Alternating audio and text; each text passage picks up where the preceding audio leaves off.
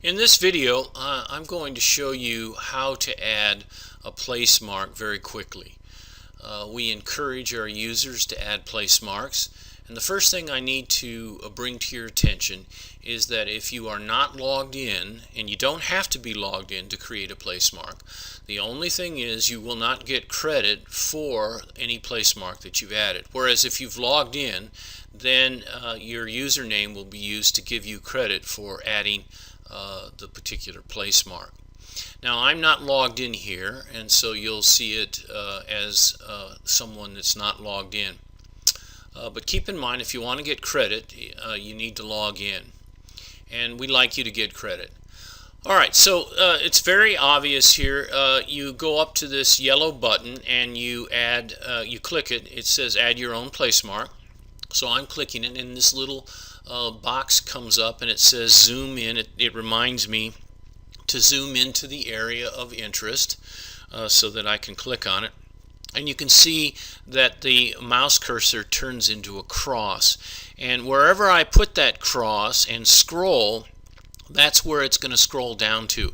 And so I'm going to, in this particular case, I'm going to add Doak Campbell Stadium, which is on the Florida State University campus. So I know about where Tallahassee is located, and to scroll, I'm using the middle scroll bar to on my mouse pad to scroll into the Tallahassee area. Now if you want to center up the map, you just press the left button and move it, and it actually then will scroll the map to wherever you wish it to be. And you can then continue to scroll in. That's what I'm doing here. I'm going to scroll in until I can see the stadium. It should be coming into focus. There it is, right there. And I'm going to move that to the center.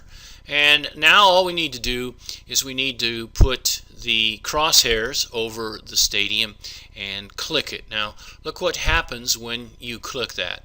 It automatically brings in the longitude and the latitude of the stadium because I clicked on the stadium. So we've made it easy for our users to get longitude and latitude that way. Now I'm going to, as the title, type in obviously Doak Campbell Stadium. I've already got it copied, so I'm just going to copy it into that place. The next thing you want to do is you want to choose a category. We're in sporting events and sites as a category. Some of the categories have subcategories. In this particular case, there's no subcategory for sporting events and sites, so you don't need to worry about that.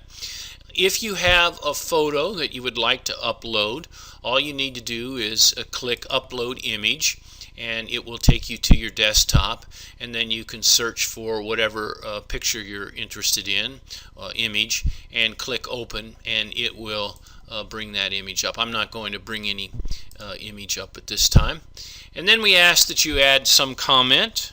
I'm going to put in the site of the Florida State Seminoles Stadium, and there we have it, comments. Now I do briefly want to mention this part here. If you are logged in, it's going to allow you to click a box here, check a box which says personal, and if you check that box, then no one else will be able to see your particular place mark. So if it's of a personal nature, say your grandparents' home, or where you were born, or whatever, it could be a gravesite of someone close to you, you can make that personal because it's not of general interest to anyone else. But you have to be logged in to use that, because the only one that's going to be accessible to is you, and of course we need your login information to make that accessible only to you.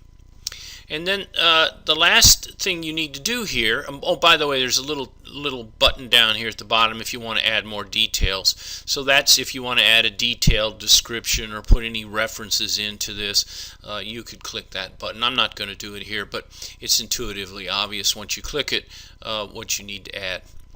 Now, this CAPTCHA is required because we want to keep computers from adding place marks randomly. So you need to type in the CAPTCHA here. If you can't read the CAPTCHA, you can just keep clicking this until this little upper button here until you can read the CAPTCHA. Yeah, there's one that looks pretty easy to read. I might mention that if you don't like trying to find one you can read, you can click the little volume and it'll actually read a set of numbers to you, and you can and then you can type in those set of numbers. It works the same way. So let me go ahead and type in this CAPTCHA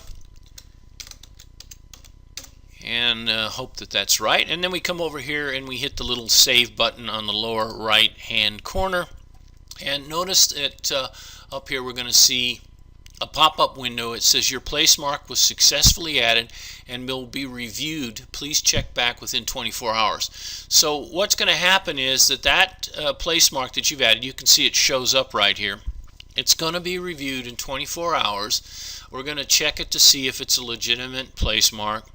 It's not something that somebody's fooling around with. And if it's a legitimate place mark, then we'll permanently publish it and make it available to all of our users. Unless, of course, you've clicked it as a personal, then it's only visible to you and anyone else that you share it with. If you have any questions, let us know at info@wikiplacemarks.com.